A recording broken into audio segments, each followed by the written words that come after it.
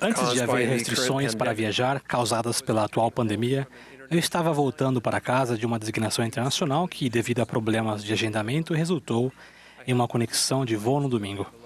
Tive tempo entre os voos para ir a uma reunião sacramental na região, na qual também pude compartilhar uma breve mensagem. Após a reunião, um diácono cheio de entusiasmo me abordou e perguntou se eu conhecia o presidente Nelson e se alguma vez tive a chance de cumprimentá-lo.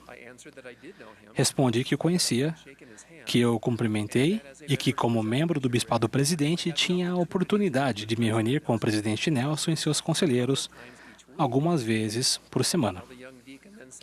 O jovem diácono então se sentou em uma cadeira, levantou as mãos para o alto e gritou: "Este é o melhor dia da minha vida!" Irmãos e irmãs, talvez eu não levante as minhas mãos para o alto e grite, porém, sou eternamente grato por um profeta vivo e pela orientação que recebemos de profetas videntes e reveladores, especialmente durante esses tempos difíceis. Desde o início dos tempos, o Senhor proveu orientação para ajudar seu povo a se preparar espiritual e materialmente contra as calamidades que Ele sabe que virão como parte dessa experiência mortal. Essas calamidades podem ser de cunho pessoal ou geral, porém a orientação do Senhor proporcionará proteção e apoio à medida que ouvirmos seu conselho e agirmos de acordo com ele. Temos um maravilhoso exemplo de um relato no livro de Gênesis, em que aprendemos sobre José do Egito e sua inspirada interpretação do sonho do faraó. Lemos: "Então disse José a Faraó, o que Deus há de fazer, notificou a Faraó. Eis que vem 7 anos e haverá grande fartura em toda a terra do Egito. E depois deles levantar-se-ão 7 anos de fome, e toda aquela fartura será esquecida na terra do Egito." O faraó deu ouvidos a José e agiu em resposta ao que Deus lhe mostrou em um sonho e imediatamente começou a preparação para o que estava por vir. As Escrituras relatam: "E nos 7 anos de fartura a terra produziu a mãos cheias, e ele ajuntou todo o mantimento dos 7 anos. Assim ajuntou José muitíssimo trigo, como a areia do mar, até que cessou de contar, porquanto era inumerável."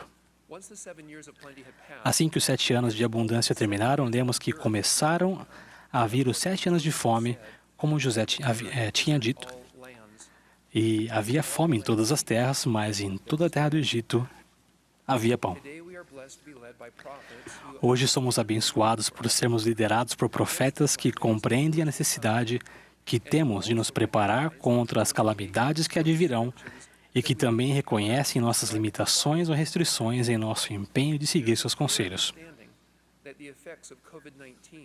Sabemos que os efeitos da Covid-19, assim como os desastres naturais devastadores, não fazem acepção de pessoas, ultrapassando limites étnicos, sociais, religiosos e em todos os continentes. Pessoas perderam emprego, lucros diminuíram, assim como as oportunidades de trabalho foram afetadas devido a demissões e a capacidade de trabalhar foi afetada por desafios jurídicos e de saúde. Para todos aqueles que foram afetados, expressamos nossa compreensão e preocupação pela situação de vocês. Da mesma forma, expressamos uma firme convicção de que dias melhores virão. Vocês foram abençoados por terem bispos e presidentes de ramo que auxiliam os membros de sua unidade em suas necessidades materiais e que possuem acesso a ferramentas e recursos que podem ajudá-los a reestruturar sua vida e colocá-los no caminho da autossuficiência à medida que vocês aplicarem os princípios da preparação.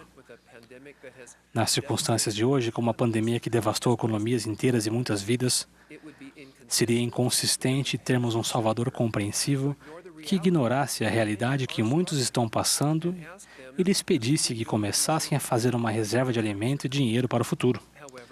No entanto, isso não significa que podemos permanentemente ignorar os princípios da preparação.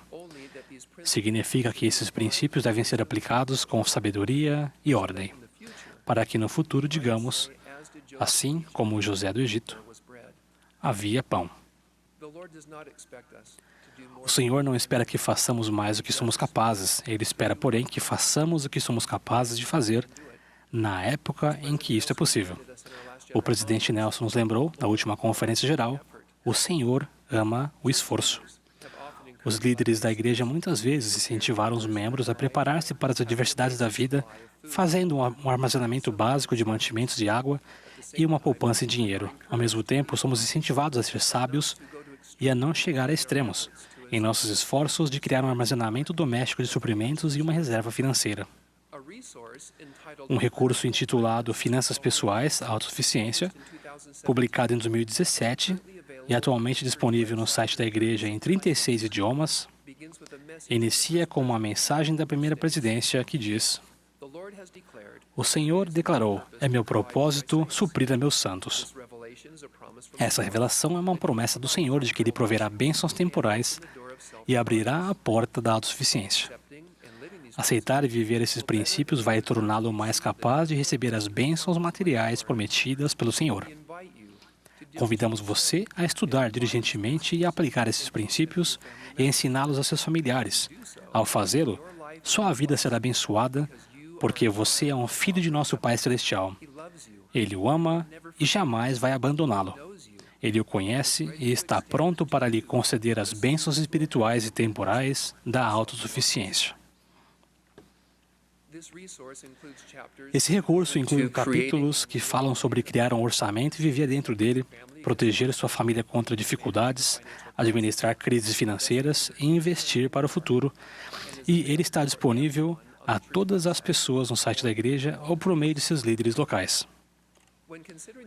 Ao considerarmos os princípios da preparação, podemos voltar a José do Egito em busca de inspiração.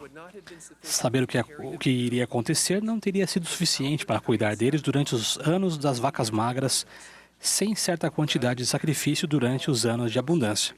Em vez de consumirem tudo que seus súditos do faraó podiam produzir, eles criaram limites e permaneceram dentro deles, proporcionando o suficiente para suas necessidades imediatas e futuras.